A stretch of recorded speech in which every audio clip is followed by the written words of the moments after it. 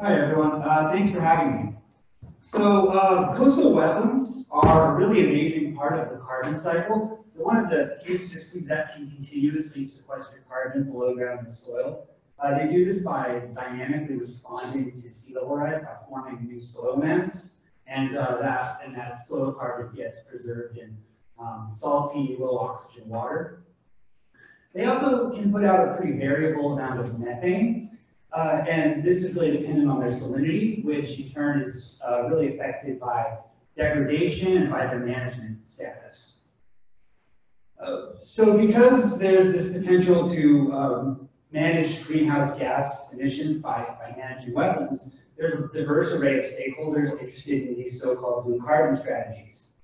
On the international and national scale, there's a big push for countries to account for their coastal wetland fluxes in their greenhouse gas inventories. And last year was really a banner year for coastal carbon. Coastal carbon was included for the first time in the State of the Carbon Cycle report and the U.S. National Greenhouse Gas Inventory. On local and state level scales, there's a lot of interest in blue carbon too. There's a lot of local interest in using carbon markets to fund coastal preservation and restoration efforts. And in the continental U.S., there are several states that have greenhouse gas reduction targets on the books and are interested in using coastal management as part of a suite of strategies to reduce greenhouse gas emissions using land management practices.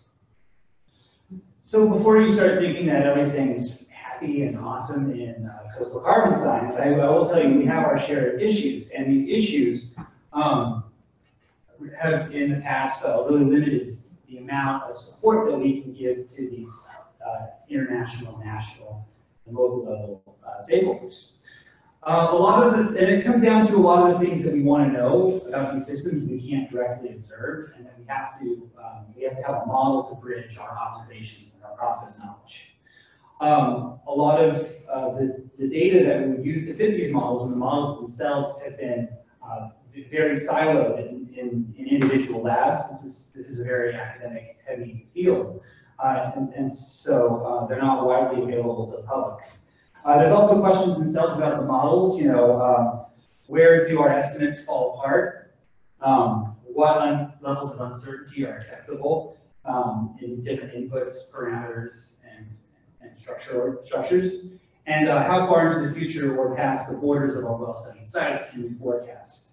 And finally, you know, how do we improve the state of the community and the science in a structured way? So to address this, we established the Coastal Carbon Research Coordination Network. Our goal is to accelerate the pace of discovery in coastal carbon science by serving community researchers and practitioners with data, tools, and synthesis opportunities. We've stood up a coastal carbon atlas, which currently contains over 5,000 sediment cores, which are publicly available, downloadable, and citable by the community.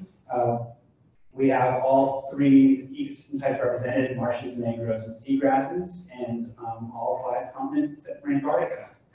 We've also convened a soils working group, which is 17 researchers from all around the world with diverse expertise and a full age range, going from grad students to emeritus, and we're all working together to do a couple things.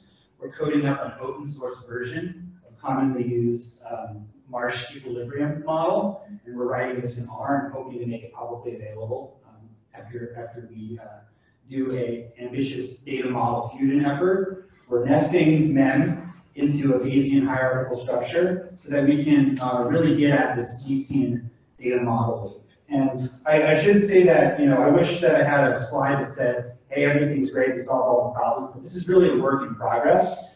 And a lot of these concepts are very new to the community. We recognize its value, but it's slow going and there's a lot of learning involved. But I can say that the researchers in my field do realize the urgency of adopting these ecological forecasting principles. And especially, you know, we work in the tidal zone, we see the seas rising, and we know that we have to get better at making forecasts, and we need to get